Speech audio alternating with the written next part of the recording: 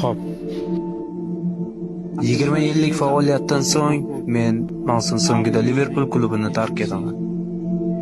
Bu hayotimdagi eng qiyin qaror bo'ldi. Men akademiyadan asosiy jamoagacha butun umrimni shu yerda o'tkazdim. Maqsadim 20-chempionlikni qo'lga kiritish edi. Yangi sinov, komfort zonadan chiqish vaqti keldi. Muxlislar oldida abadiy qarzdorman. Bu klubga hech qachon muhabbatim so'nmaydi. Yurakdan aytaman, barchadan minnatdorman. Bu klubdagi murabbiylarga, yordamchilarga va jamoadoshlarimga, klubdagi har bir xodimga va mutaxassislarga, muxlislarga o'tgan 20 yil uchun rahmat aytmoqchiman. Men bu klubni juda ham yaxshi ko'raman va sizlar bilan o'tkazgan har bir damlarimni, har bir onlarimni hech qachon unutmayman.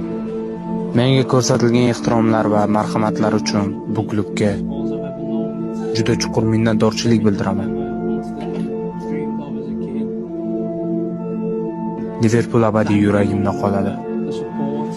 Buni aytish juda qiyin. Men mavsum so'ngida Liverpoolni tark etaman.